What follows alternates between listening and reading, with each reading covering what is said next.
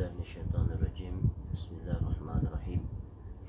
السلام عليكم ورحمة الله وبركاته.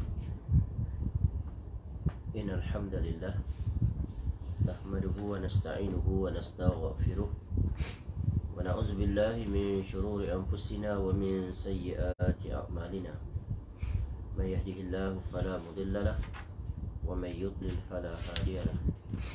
وأشهد أن لا إله إلا الله وحده لا شريك له وأشهد أن محمدا عبده ورسوله. يا أيها الذين آمنوا اتقوا الله حق تقاته ولا تموتن إلا وأنتم مسلمون. يا أيها الناس اتقوا ربكم الذي خلقكم من نفس واحدة وخلق منها زوجها وبث منهما رجالا كثيرا ونساء واتقوا الله الذي تساءلون به والأرحام إن الله كان عليكم رقيبا. يا أيها الذين آمنوا اتقوا الله وقولوا قولا سديدا يصلح لكم أعمالكم ويغفر لكم ذنوبكم ومن يطع الله ورسوله فقد فاز فوزا عظيما. أما بعد فإن أصدق الحديث كتاب الله وخير الهدي هدي محمد صلى الله عليه وسلم وشر الأمور محدثاتها وكل محدثة بدعة وكل بدعة ضلالة وكل ضلالة في النار. اللهم إنا نسألك علما نافعا. Ya Allah, kami memohon kepada Engkau ilmu yang bermanfaat, wa rizqan thayyiba, dan rezeki yang baik, wa amalan mutaqabbala, dan amal yang diterima. Alhamdulillah, kita bersyukur pada Allah SWT dapat lagi kita bertemu pada pagi ini untuk kita meneruskan kuliah kita dalam rangka mengakrabkan diri dengan Nabi SAW dengan mengambil faedah daripada kitab yang merupakan pengkisahan ringkas tentang perjalanan hidup Nabi SAW, iaitu sebuah kitab yang diberi nama Tahzibus Sirah An-Nabawiyah min Kitabi Tahzib Al-Asma'i Wal-Lughat, ta'lif Al-Imam Abi Zakaria bin Sharaf An-Nawawi Ad-Dimashqi rahimallahu ta'ala haqqahu wa 'allaqa alaihi Khalid bin Abdul Rahman bin Hamd Asy-Syai' hafizahullahu ta'ala, iaitu ringkasan ya, kisah perjalanan hidup Nabi SAW yang diambil daripada kitab Tahzib Al-Asma' Wal-Lughat. Dan insyaAllah pada pagi ini kita akan memasuki penjelasan Al-Imam An-Nawawi rahimahullah, iaitu pada muka surat 47. Muka surat 47 iaitu tentang anak-anak Nabi sallallahu alaihi wasallam.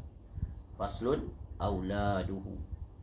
Ya, fasal yang menyatakan tentang anak-anak Nabi sallallahu alaihi wasallam. Baik, bismillahirrahmanirrahim. Qala al-Imam Abu Zakaria Yahya bin Sharaf An-Nawawi Ad-Dimashqi rahimallahu ta'ala, iaitu pada fasal auladuhu, tentang anak-anak Nabi sallallahu alaihi wasallam, ya, ataupun putera-puteri Nabi sallallahu alaihi wasallam.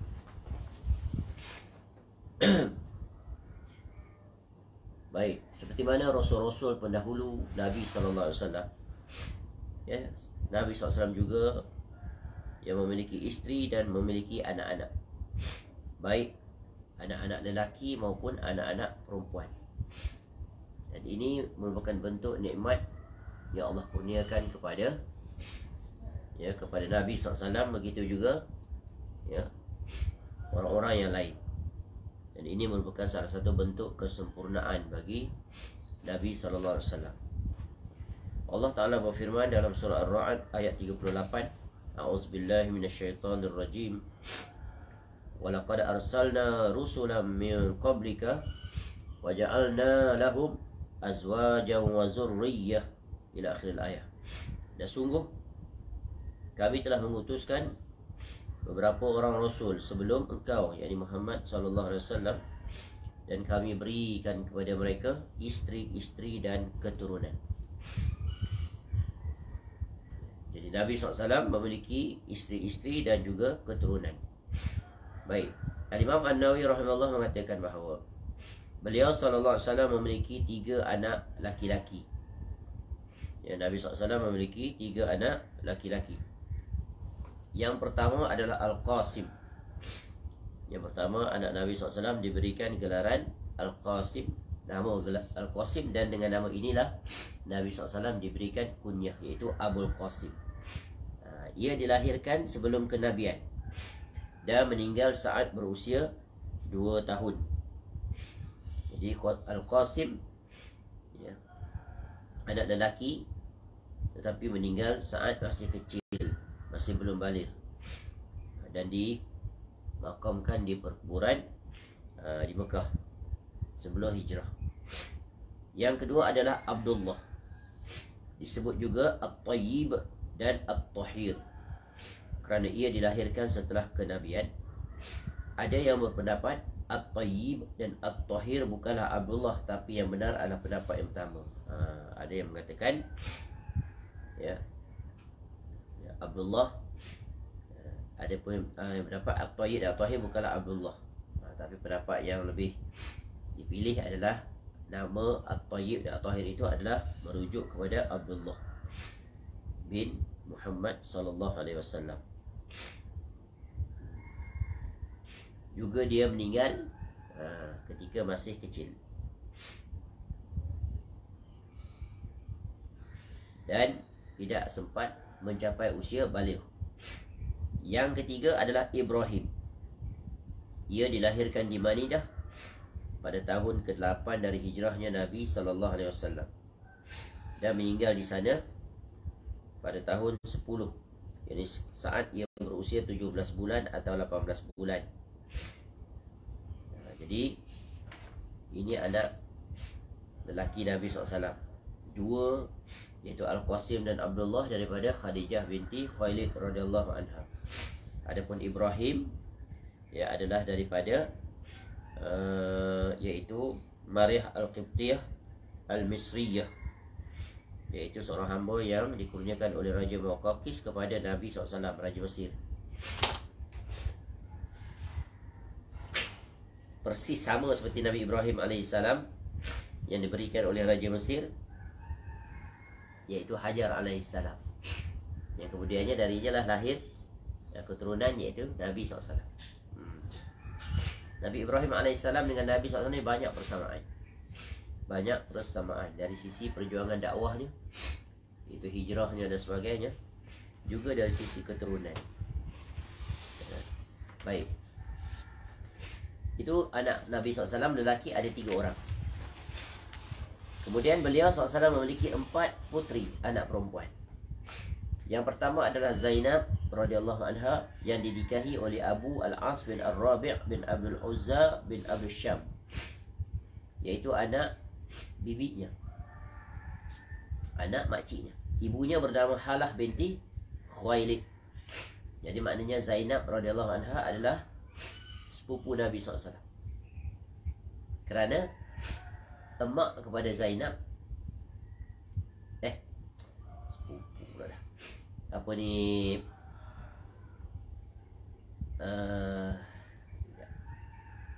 Zainab ini dengan bukan sepupu, salah. Dia anak Nabi SAW, silap. Jadi Zainab radhiyallahu anha, dia adalah anak saudara kepada Halah binti Khuwailid. Sebab maknya Khadijah binti Khuwailid adik-beradik dengan Halah binti Khuwailid. Faham? Jadi isteri Nabi SAW ni, Khadijah binti Khuwailid, isteri yang pertama, ada adik-beradik. Nama adik-beradik dia, adik perempuan dia, Halah binti Khuwailid. Tu. Jadi Zainab ni berkahwin dengan sepupu, tapi belah ibu, iaitu anak kepada Halah ni Abu Al-As bin Ar-Rabi' bin Abdul Uzza bin Abdul Syam. Faham? Dan Halah ini mengingatkan Nabi SAW pada Khadijah radhiyallahu anha, ketika mana Khadijah radhiyallahu anha telah meninggal dunia, sebagaimana dinyatakan sendiri oleh Aisyah radhiyallahu anha tentang satu peristiwa. Istazanat Halatu bintu Khuwailid. Satu ketika, satu masa, Halah binti Khuwailid minta izin. Saudari adik-beradik Khadijah minta izin untuk menemui Nabi SAW satu hari. peristiwa ini berlaku sesudah kewafatan isteri Nabi SAW, iaitu Khadijah radhiyallahu anha, iaitu saudari perempuan kepada Halah. Satu hari Halah binti Khuwailid ini datang, ya, radhiyallahu anha, datang jumpa Nabi SAW. Ya. Siapa Halah ni? Ukhtu Khadijah ala Rasulullah SAW. Fa'arafa ista'zana Khadijata fartaha lidhalik. Jadi bila Nabi SAW dengar suara Halah ini radhiyallahu anha, Nabi pun terkenang akan suara Khadijah. Teringat, tentunya ada kemiripan sebab dia ada beradik. Faqala Allahumma Halah. Jadi Nabi SAW seronok, gembira dengan kedatangan Halah. Itu adalah Halah. Qalat faghirtu. Jadi berkata Halah, Aisyah radhiyallahu anha pun berkata, ya, dia cemburu dengan perkataan Nabi SAW mengatakan Nabi terkenal akan suara Khadijah. Jadi Aisyah radhiyallahu anha cemburu dengan ucapan Nabi SAW itu. Cemburu terhadap siapa? Sebab Nabi SAW memuji, masih mengingat kepada isterinya yang telah meninggal dunia, iaitu Khadijah. Ma tazkuru min ajuzin min ajaizi Quraisy hamra isyadqain halakat fid dahri qad abdalakallahu khairan minha. Jadi Aisyah radhiyallahu anha berkata kepada Nabi SAW, ya, tidakkah wanita yang kau ingat tu, yang kau kenang tu, ya, mereka seorang wanita Quraisy yang telah tua, merah gusinya, dari gigi, dan telah meninggal dunia sejak lama. Sedangkan Allah telah menggantikan bagimu yang lebih baik darinya. Itu aku, apa maksudnya? Kenapa masih ingat pada Khadijah tu, padahal dia tua, dah meninggal, ya. Ingat lagi, padahal depan mata ni ada. Kalau bahasa kita, aku Aisyah, mana cemburu. Aisyah radhiyallahu anha ni memiliki rasa cemburu yang tinggi. Tapi Nabi SAW, ya, berhadapan dengan situasi itu dengan cara yang terbaik, meraihkan cemburu isterinya itu. Dan memang itulah tabiat wanita. Jadi di sini nak sebut, iaitu tentang Halah binti Khuwailid ini, ya, ada kaitan dengan Khadijah binti Khuwailid.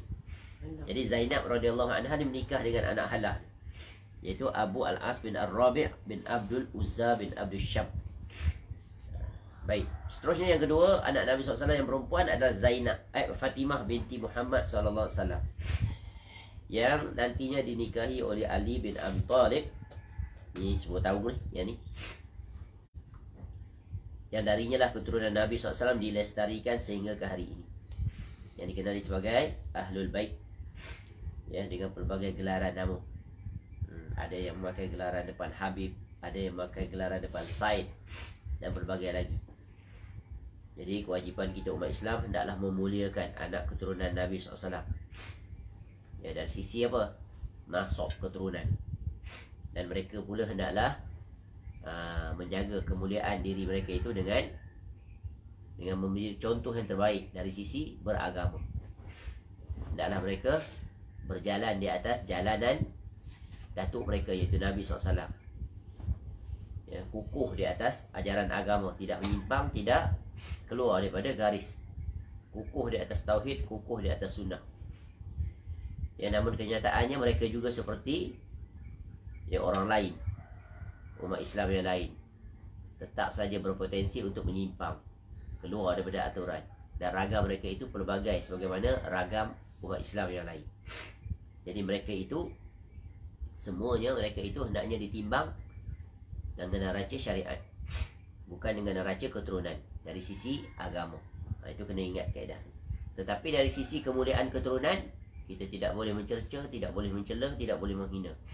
Kerana Nabi SAW memerintahkan kita untuk memelihara Ahlul Bait Nabi SAW, memulia dan menghormati mereka. Kerana memulia dan menghormati mereka, iaitu otomatik kita memulia dan menghormati Nabi SAW. Dari sisi apa? Keturunan. Adapun dari sisi agama, kalau mereka menyimpang, menyeleweng, ya, sesat, maka wajib dijauhi.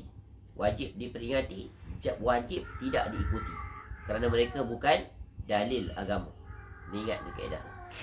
Kerana boleh saja di antara mereka itu menyimpang dan keluar daripada aturan.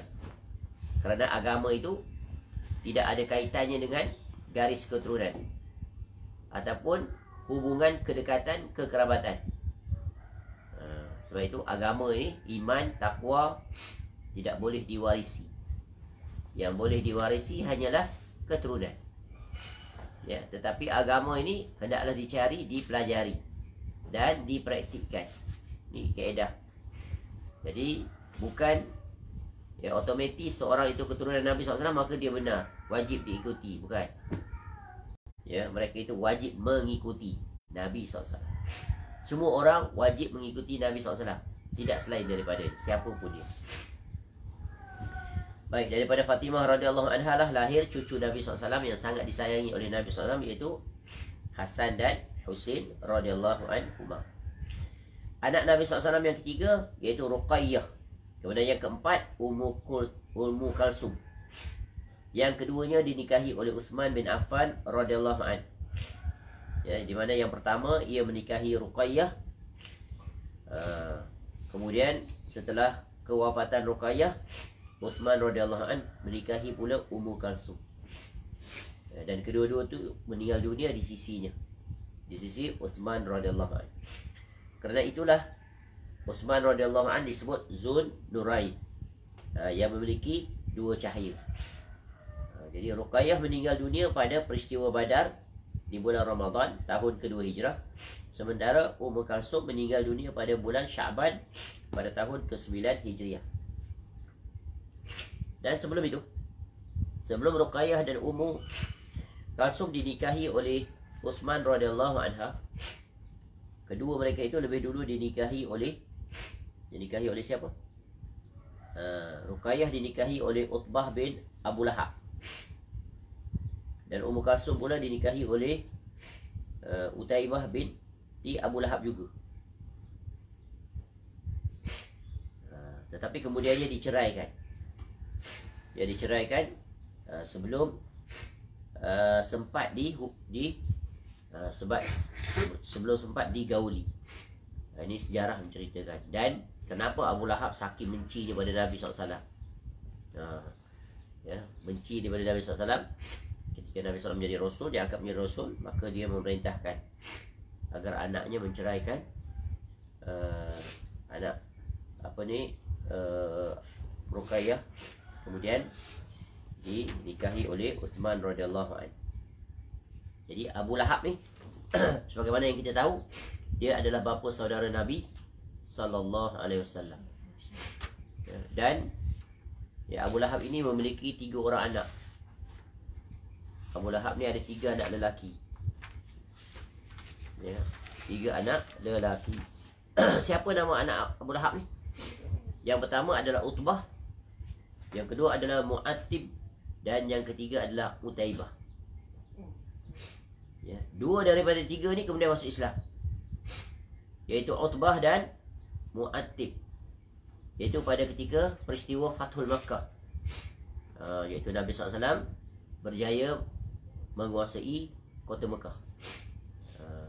Dan kedua-dua ini yang masuk Islam ni ikut dalam peperangan Nabi SAW, iaitu peperangan Hunain dan Taif, sebagaimana diriwayatkan oleh Ibnu Sa'ad dalam Tabaqatnya, dengan sanadnya hingga sampai pada Ibnu Abbas radhiyallahu anhuma dari ayahnya Al-Abbas bin Abdul Muttalib. Dia berkata, ini tentang kisah Islamnya 2 anak Abu Lahab. Itulah dia hidayah. Ayah penentang utama, tapi anak masuk Islam. Menakjubkan. Ketika mana Nabi SAW datang ke Mekah pada hari penaklukan kota Mekah, Nabi SAW berkata kepada Al-Abbas, pakcik dia, Abu Lahab tu pakcik dia juga. Lalu dia tanya kepada Al-Abbas, dia tanya, mana 2 anak saudara aku tu? Anak saudara aku, Utbah dan Mu'attib tu. Kan mereka tu semua duduk di kota Mekah, betul kan? Sebab mereka ketika tu kafir, tak berhijrah, sama kekal bersama ayah dia Abu Lahab. Aku tidak melihat keduanya. Jadi Nabi SAW cari anak saudara dia. Mana anak saudara aku ni? Utbah dan Mu'attib. Lalu dijawab oleh Al-Abbas, keduanya pergi berkumpul bersama dengan kaum musyrikin. Lalu Nabi SAW minta Al-Abbas pergi jumpa mereka berdua itu dan panggil mereka datang untuk berjumpa dengan aku. Anak saudara Nabi SAW lah. Sepupu. Betul. Sepupu dia. Panggil mereka datang. Ya, anak Abu Lahab, sepupu Nabi SAW. Sama seperti Ali radhiyallahu anhu. Seperti juga Ibnu Abbas. Lalu Al-Abbas, pakcik Nabi SAW pun pergi. Kemudian bertemulah dengan dua mereka itu dan mengatakan Rasulullah SAW memanggil kamu berdua. Sekarang kena ikut arahan lah. Sebab Nabi SAW yang menguasai kota Mekah, betul kan? Jadi pemimpin dan menguasai. Mereka golongan yang terkalahkan. Lalu kedua-duanya cepat-cepat menunggang haiwan tunggangan. Naik kuda datang bertemu Nabi SAW. Lalu Nabi SAW ajak mereka untuk masuk Islam. Nabi ajak. Lalu keduanya masuk Islam. Mudah sekali. Dan berbai'ah pada Nabi SAW. Lalu Nabi SAW pun pegang tangan dua mereka itu. Dan membawa mereka berdua tu sampai ke Multazam. Ya, iaitu di antara Kaabah dan Hajarul Aswad. Lalu Nabi SAW berdoa ketika itu. Kemudian memalingkan wajah kepada keduanya dalam situasi yang Nabi SAW menunjukkan wajah yang sangat gembira. Gembira kerana apa? Sepupu Nabi SAW ni anak kepada bapa saudara musuh ketatnya masuk Islam. Lalu Al-Abbas berkata kepada Nabi SAW radhiyallahu anhu, ya, Allah telah membuat engkau gembira, wahai Rasulullah. Aku melihat wajahmu gembira. Itu dia. Memang mana tak gembira? Sepupu, ya, akhirnya masuk Islam. Lalu Nabi SAW pun berkata kepada Al-Abbas radhiyallahu anhu, ya, aku gembira. Kenapa? Aku meminta dua sepupuku, ya, maknanya meminta dua sepupuku untuk masuk Islam. Lalu rohku mengurniai dua anak pakcikku ini, iaitu anak Abu Lahab. Jadi ini adalah tentang anak Abu Lahab. Jadi hidayah itu besar sekali ni harganya. Dan dia tidak mengenal, ya, kedekatan nasab keturunan. Sehingga ayah yang menentang agama paling depan, anak pula yang menjadi Muslim. Banyak kisah-kisah itu di zaman Nabi SAW. Seperti Abdullah bin Ubay bin Salul nanti di Madinah, menentang nombor satu ketua munafik, tapi anaknya masuk Islam. Begitu juga Abu Jahal, ketua nombor satu, mati dalam kekafiran. Semua ni tadi. Tetapi anaknya Ikrimah bin Abu Jahal adalah Islam. Anak pada Abdullah bin Ubay bin Salul, Islam ni. Bahkan dia sendiri minta izin untuk bunuh ayah dia, kerana ayah dia berhina Nabi SAW. Tapi Nabi SAW tak izinkan. Tengok sampai tahap tu kemuliaan akhlak Nabi SAW. Baik, seterusnya, ya, kata Imam An-Nawawi rahimahullah, jadi puteri beliau SAW ada 4 orang tanpa ada perbezaan pendapat. Sedangkan putera beliau SAW ada 3 menurut pendapat yang sahih. Puteri bilangannya 4 sepakat. Tetapi tentang anak lelaki, ya, 3 atau 4 tidak sepakat. Tapi pendapat yang dipilih adalah 3. Ya. Jadi anak yang mula-mula dilahirkan untuk beliau SAW adalah Al-Qasim, kemudian Zainab, kemudian Ruqayyah, kemudian Ummu Kalsum, kemudian Fatimah radhiyallahu anhu. Itu anak yang ini daripada Khadijah. Yang tu dah sebut tadi. Diriwayatkan bahawa Fatimah radhiyallahu anha lebih tua usianya daripada Ummu Kalsum. Hal itu disebutkan oleh Ali bin Ahmad bin Sa'id bin Hazm Abu Muhammad Al-Hafiz rahimallahu ta'ala. Kemudian dalam Islam terlahir Abdullah di Makkah, ya, kemudian Ibrahim di Madinah. Jadi Ibrahim anak Maryah Al-Qibtiyah Al-Misriyah radhiyallahu anha itu dimakamkan di perkuburan perkuburan Baqi' di Madinah. Yang lain-lain tu anak perempuan Nabi SAW pun sama, dimakamkan di perkuburan Baqi' di Madinah. Fatimah radhiyallahu anha dan seterusnya. Sebab keempat-empat anak Nabi SAW yang perempuan sempat bersama Nabi SAW sebagai seorang Rasul, dan mereka semua beriman dengan kerasulan Nabi SAW dan mati di dalam iman. Dan mereka semuanya sempat berkahwin. Dan mereka sempat berkahwin. Kemudian mereka semua meninggal sebelum Nabi SAW wafat, kecuali Fatimah radhiyallahu anha, kerana ia masih hidup 6 bulan sepeninggalan Nabi SAW.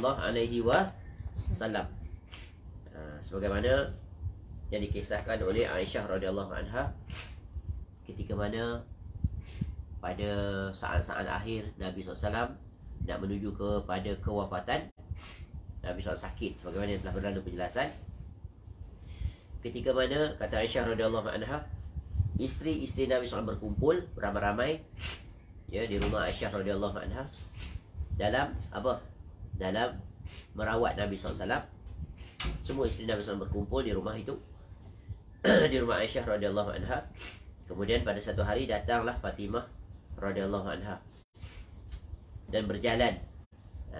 Aisyah radhiyallahu anha kata cara jalannya Fatimah radhiyallahu anha sama macam cara jalannya Nabi SAW, mirip. Lalu Aisyah radhiyallahu anha pun berkata kepada Fatimah radhiyallahu anha, anak kesayangan Nabi SAW, selamat datang putriku. Aisyah radhiyallahu anha kata. Lalu beliau pun mendudukkan dirinya. Bukan Aisyah, Nabi SAW kata, wahai putriku, selamat datang. Lalu Nabi SAW letakkan, dudukkan anaknya itu di sebelah kanan atau kiri. Kemudian Nabi SAW pun membisikkan, bisik di telinga Fatimah radhiyallahu anha. Dalam majlis tu ada isteri-isteri Nabi SAW, dia bisik. Ini bisik yang dibenarkan. Ada rahsia yang Nabi SAW nak sebut pada anaknya ini, bukan untuk tidak diketahui oleh isteri yang lain. Jadi bisik. Bila Nabi SAW bisik tu, bercakap-cakap di telinga Fatimah radhiyallahu anha, anaknya. Kemudian Fatimah menangis. Fatimah radhiyallahu anha menangis. Kemudian Nabi SAW bisik sekali lagi. Kemudian Fatimah ketawa. Mula menangis, lepas tu ketawa. Kemudian Aisyah radhiyallahu anha tanya, ya Fatimah, apa yang menyebabkan kau menangis? Tentulah akan tanya, apa rahsia, apa Nabi SAW bisik suami kepada kau ni, ya Fatimah? Dia special ni, kau menangis kenapa? Kemudian ketawa, kenapa? Lalu kata Fatimah radhiyallahu anha, aku tidak akan mengungkapkan, memberitahu, mengkhabarkan rahsia yang Nabi SAW bagi tahu pada aku, yang ayah aku bagi tahu.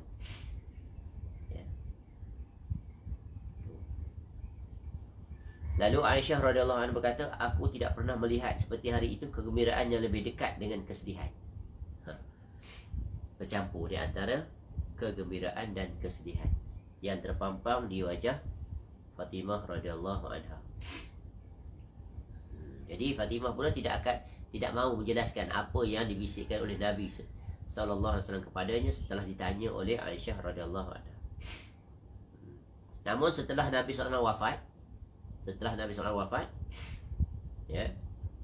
maka Aisyah berkata kepada Fatimah radhiyallahu anha, aku telah berniat kepadamu tentang hakku atas kebenaran yang kamu enggan membicarakannya padaku. Yang tak mau beritahu dulu, aku nak tahu sekarang. Kena beritahu juga.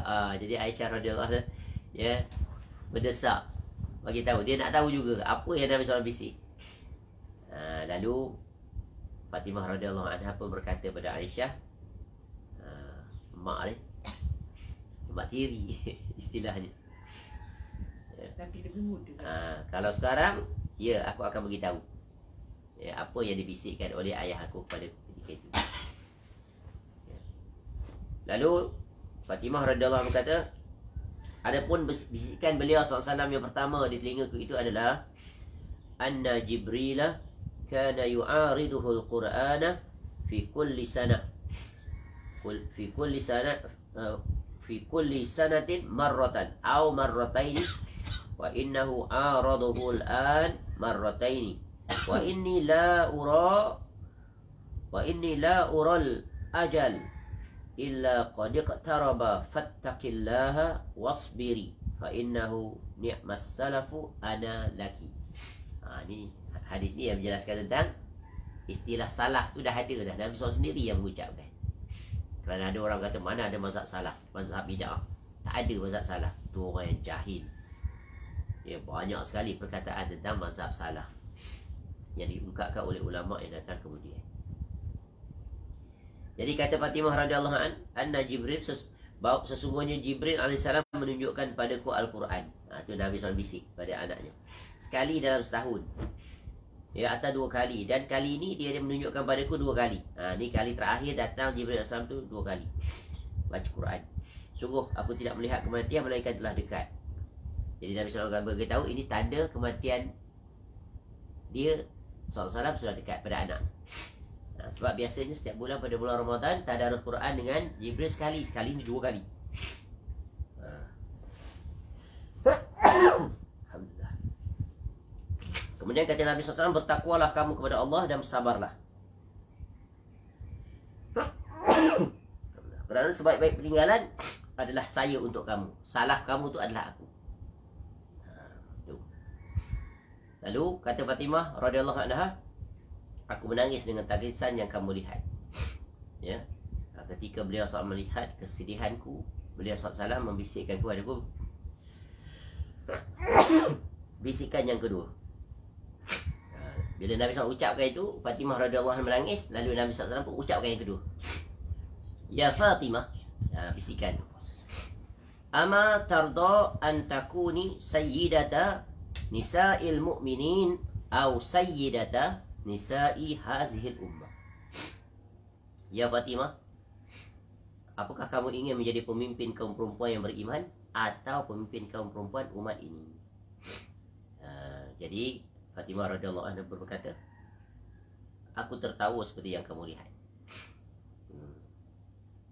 Ya. Dalam riwayat lain disebutkan, fa akhbarani, Nabi SAW bagi tahu, ayahnya bagi tahu pada Fatimah radhiyallahu anha, ya, fa akhbarani anni awwalu, sesungguhnya aku yang awal, man yatba'uhu, yang akan mengikuti, min ahlihi fadhahiktu, maknanya sesudah kewafatan Nabi SAW, dari kalangan keluarga Nabi SAW, aku pula lah yang akan menyusul kewafatannya.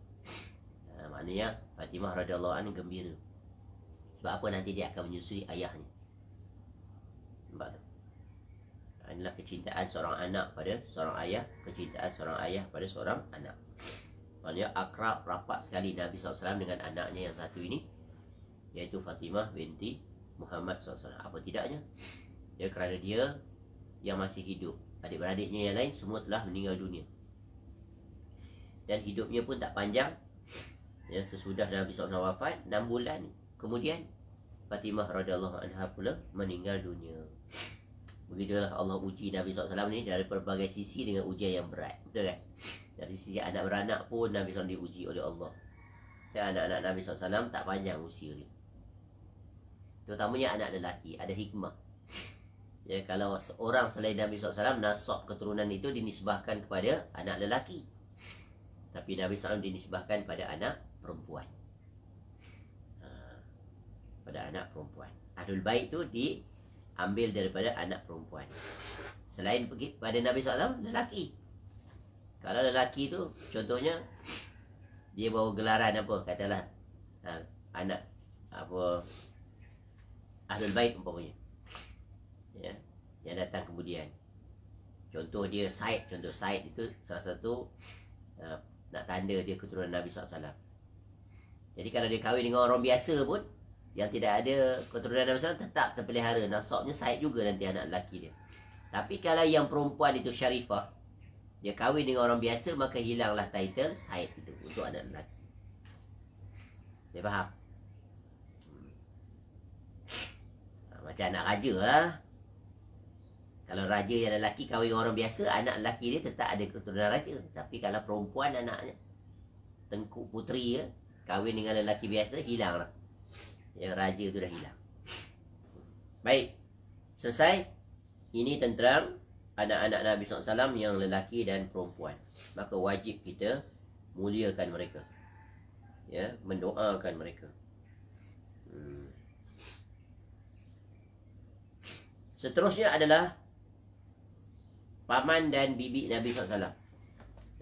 Paman, pakcik, bapa saudara, dan juga ibu saudara Nabi SAW.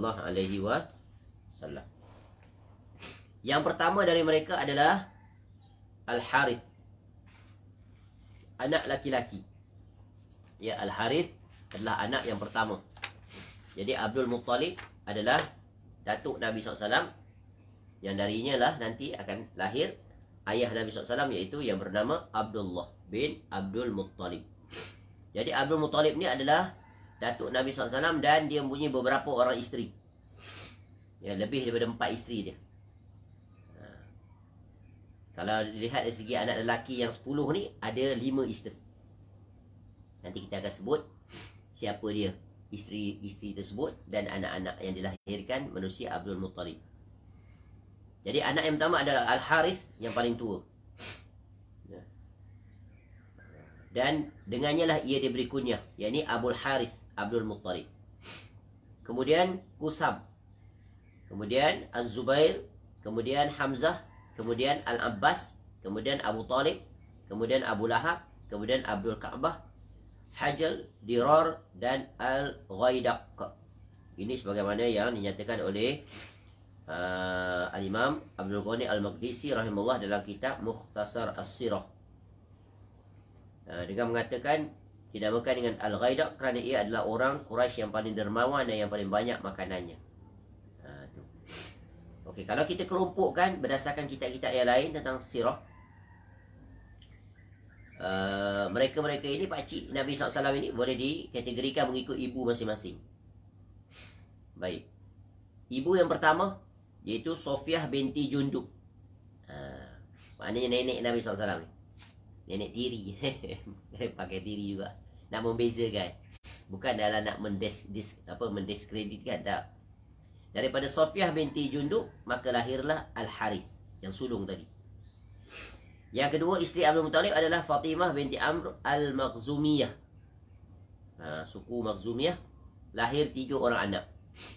Anak lelaki. Yang pertama Az-Zubair, kemudian Abu Talib yang membesarkan Nabi SAW, dan Abdullah, iaitu ayah Nabi SAW. Jadi 3 orang ni satu ibu.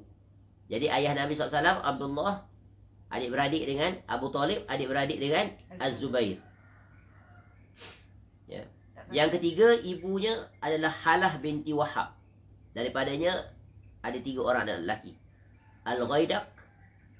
Tapi dalam riwayat ini disebut Al-Ghaidaq itu nama lainnya adalah Al-Hajjal. Hajjal tadi. Tapi di sini disebut asing, lain. Disebut Hajjal, kemudian Diral dan Al-Ghaidaq.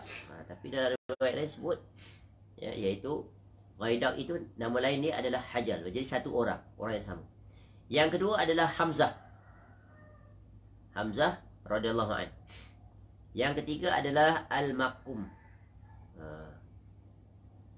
Kita tulis apa? Nama asing yang jarang kita dengar kan, sebab kita tak bicara. Al-Makum, ya. Ibunya adalah Halah binti Wahab. Jadi ada 3 adik-beradik. Ibu yang ketiga. Ibu yang keempat adalah Nutlah.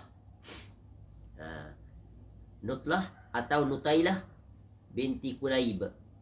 Daripadanya lahir 2 orang anak lelaki, Dirar dan Al-Abbas. Tadi tu kita baca. Dan yang kelima, ibu namanya Lubna binti Hajir, daripada Bani Al-Khuzaiyah, Bani Khuzaiyah. Ya, Khuzaiyah. Lahir siapa? Abu Lahab. Tu, seorang dia. Jadi inilah dia, ya, bapa saudara Nabi SAW. Jadi Abdul Muttalib ada di sini 5 isteri. Dan daripada setiap isteri itu lahirlah anak-anaknya. Jadi ayah Nabi SAW, adik-beradik Abu Talib, daripada Fatimah binti Amr Al-Makhzumiyah. Dan nanti anak Nabi SAW yang perempuan namanya Fatimah, yang tadi radhiyallahu anha. Jadi Fatimah ni bukan nama baru, ya, sebelum-sebelumnya sudah ada nama Fatimah.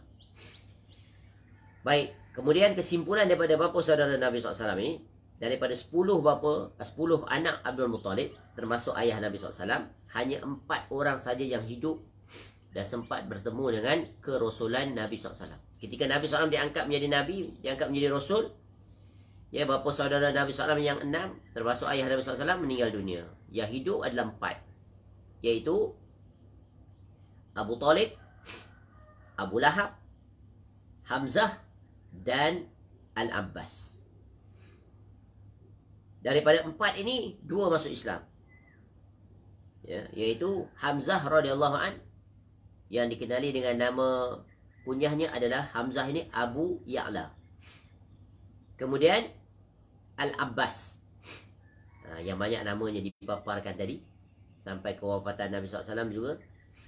Al-Abbas, nama kunyahnya adalah Abu Fadl, yang ikut memandikan jenazah Nabi SAW. Betul kan? Anaknya 2 orang dengan kusur. Yang tidak masuk Islam 2 juga, iaitu Abu Talib. Nama sebenar Abu Talib ni kunyah. Kunyah. Nama betul dia adalah iaitu Abdul Manaf. Yang kedua adalah Abu Lahab. Abu Lahab ni juga kunyah. Nama sebenarnya adalah Abdul Uzza. Ni kalau kita tak belajar ni susah juga, tak tahu ingat nama dia. Kalau tulis nampak. Tulis, catat. Ya. Macam juga nama Abu Bakar radhiyallahu an. Apa nama sebenarnya? Itu kunyahnya. Ada di antara sahabat Nabi SAW dikenali dengan kunyah, ada yang dikenali dengan nama sebenar. Tapi setiap mereka itu ada kunyah. Jadi kunyahnya adalah amalan masyarakat Arab yang kemudian dilestarikan oleh Nabi SAW, kerana ia adalah satu perkara yang baik. Nabi SAW perkara yang baik, amalan jahiliah, ya, yang baik dikekalkan, bahkan menjadi sunnah. Abu ataupun Ibnu kan? Abu, Ibnu, Ummu ataupun apa satu lagi? Ummu ataupun Ummu Abdillah, ya, ataupun bintu, bintu, ya. Jadi hendaknya setiap orang memiliki kunyah, ya, kerana ia adalah sunnah, yang mana Nabi SAW sendiri memiliki kunyah Abul Qasim, begitu juga para sahabat.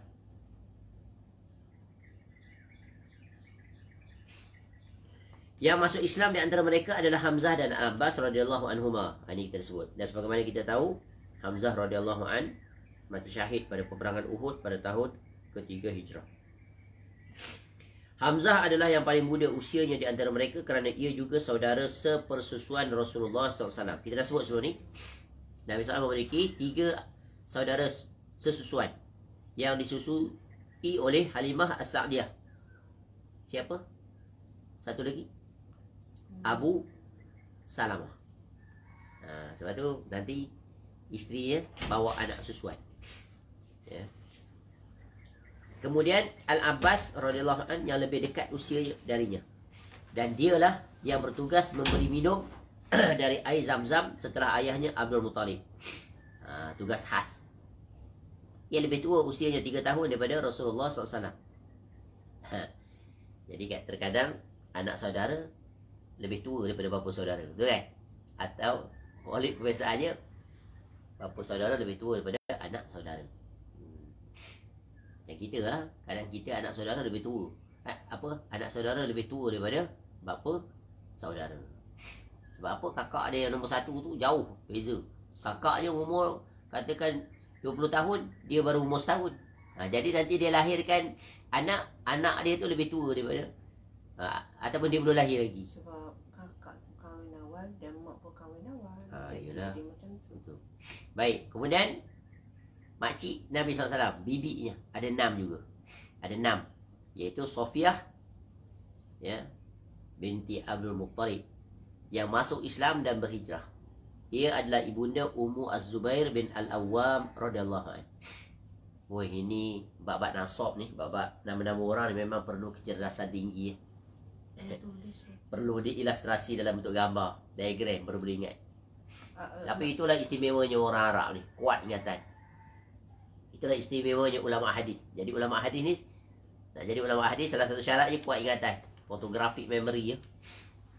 Ni zaman dulu mana buat raja-raja, semua tulis-tulis macam ni je, binti tu, tapi kepala ni boleh rangkai semuanya, nampak map tu dalam peta minda, dalam minda dia tu, dalam kepala dia.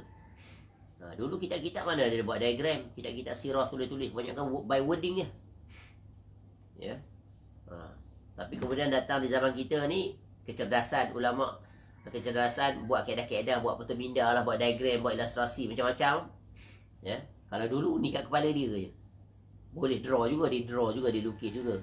Tapi sekarang lebih canggih untuk memudahkan ingatan. Orang dulu Masya Allah kuat. Itu bibik Rasulullah. Mak saudara. Maksudnya Kemudian ia meninggal di Madinah pada masa pemerintahan Umar Al-Khattab radhiyallahu anhu. Ia adalah saudara perempuan Hamzah seibu. Ni kalau buat diagram tadi, letak pula anak perempuan, ibunya yang mana. Lalu Atikah, ya, konon ia masuk Islam dan dialah yang bermimpi melihat perang Badar. Kisahnya cukup masyhur. Kemudian Wabarah yang ketiga, kemudian yang keempat Arwa, yang kelima Umaymah, dan yang keenam Ummu Hakim, iaitu Al-Bayda.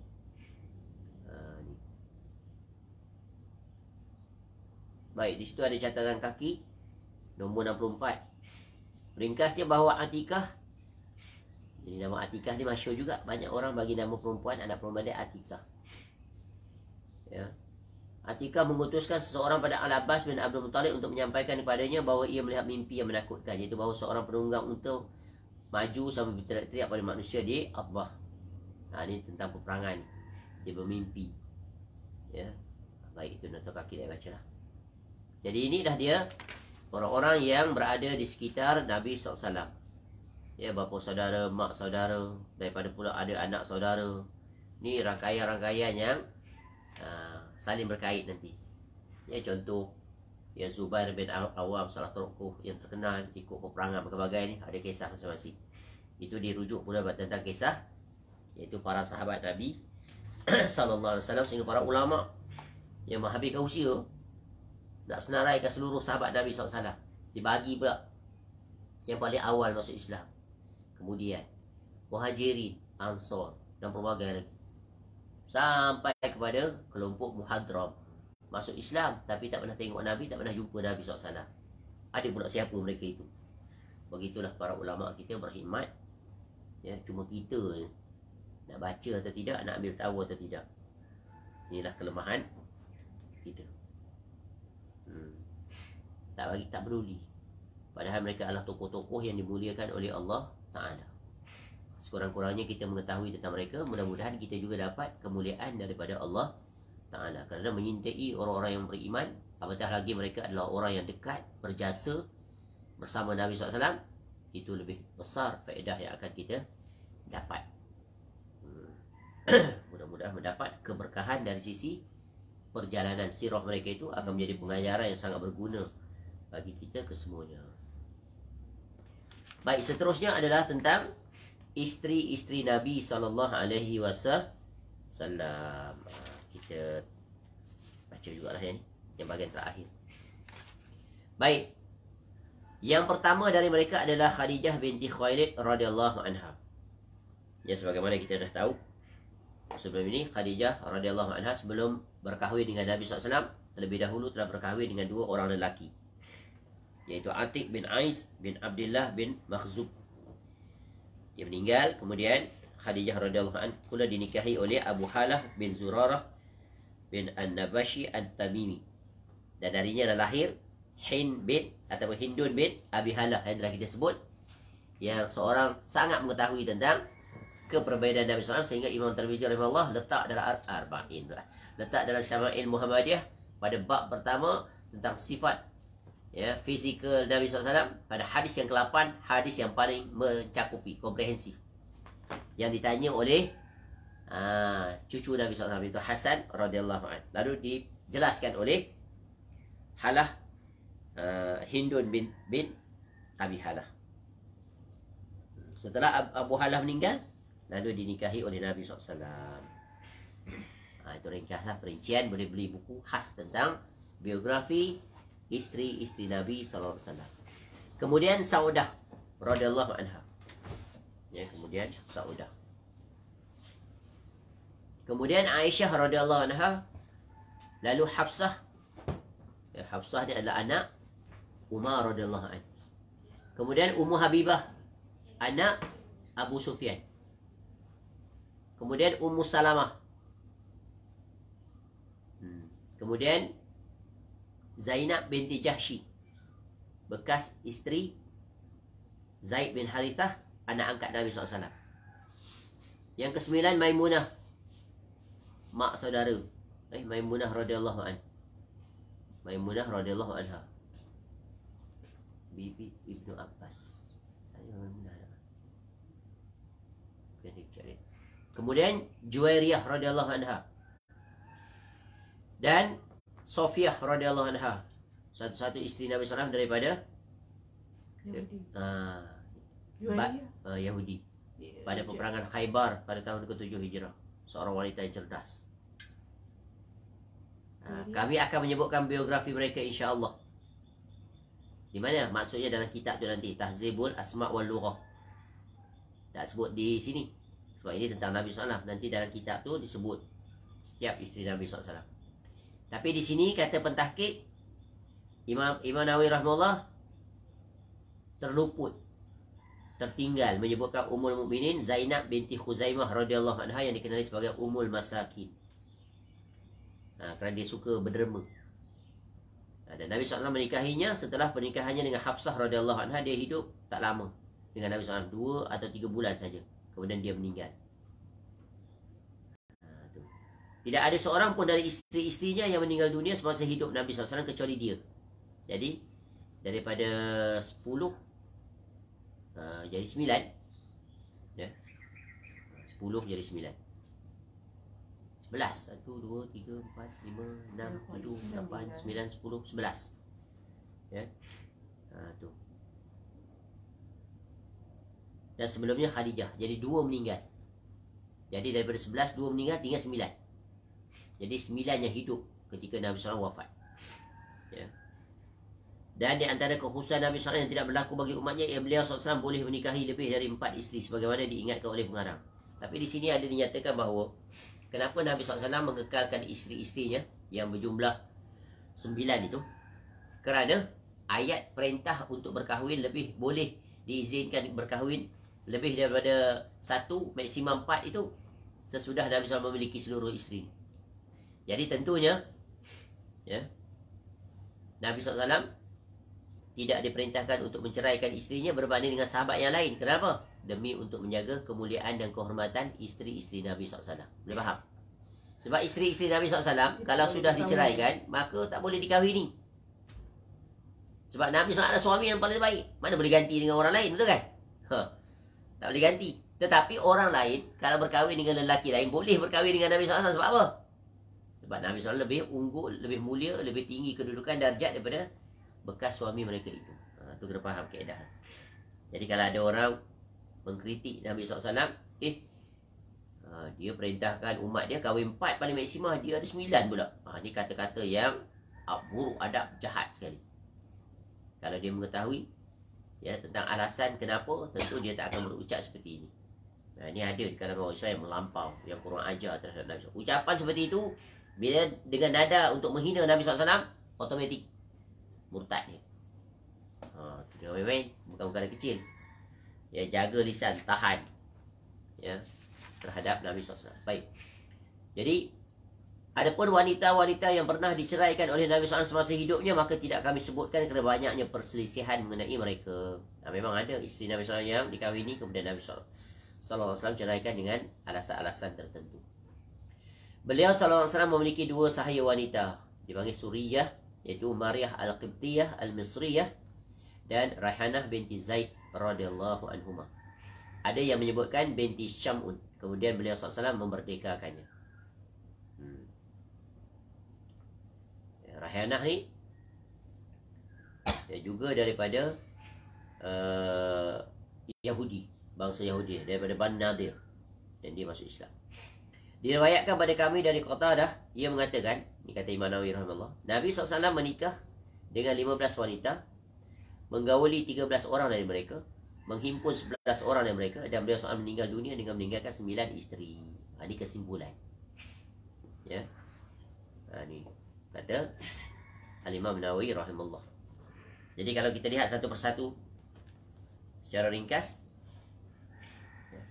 Aisyah radhiyallahu anha binti Abu Bakar As-Siddiq, ya, dinikahi oleh Nabi SAW ketika masih muda, 7 tahun, kemudian hidup bersama pada umur 9 tahun.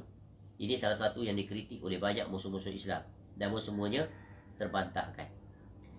Ya, kerana mereka cuba ingin menjatuhkan harga Nabi SAW dengan menuduh Nabi SAW berkahwin dengan kanak-kanak bawah umur.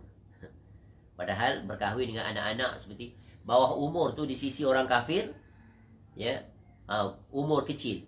Padahal di sisi Islam diukur dari sisi umur baligh. Kalau dah baligh boleh kahwin lah. Ya. Dan itu bukan perkara yang janggal di kalangan masyarakat. Dulu-dulu ya, ramai sekali. Dan setengah masyarakat memang perkahwinan di usia muda kecil seperti itu sudah menjadi kebiasaan masyarakat.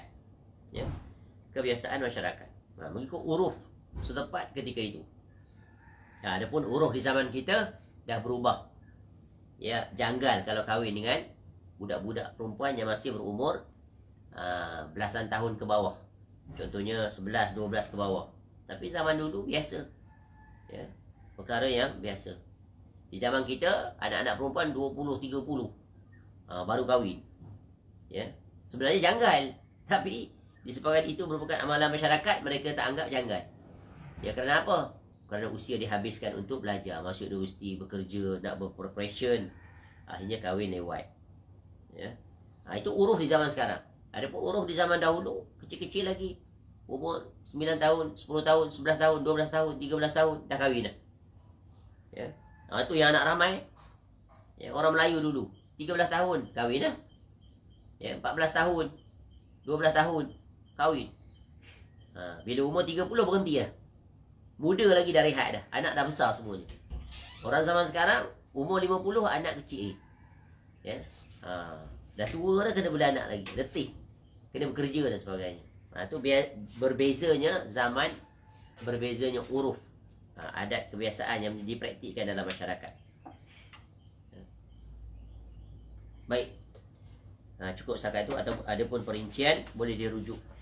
Ya. Cuma nak nyatakan tentang isteri-isteri Nabi SAW, tentang perkahwinan mereka dengan Nabi. Contoh seperti Ummu Habibah binti Abu Sufyan bin Harb.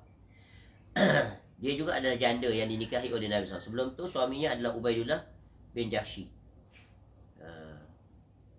Jadi Nabi SAW kemudiannya mengahwini Ummu Habibah. Ketika itu Ummu Habibah berada di Habasyah, berhijrah. Ya, hijrah yang pertama dan yang kedua, di mana Uthman radhiyallahu anhu pun ikut serta. Yang menguruskan, yang menangani pernikahannya adalah Khalid bin Sa'id bin Al-As dan An-Najasyi. Raja Najasyi itu sendiri yang bayar maharnya untuk bagi pihak Nabi SAW. Sejumlah 400 dinar. Ummu Habibah ni namanya adalah Ramlah radhiyallahu anha. Yang ketika itu ayahnya adalah musuh di antara musuh nombor 1, iaitu Abu Sufyan, yang kemudiannya masuk Islam pada peristiwa Fathul Makkah.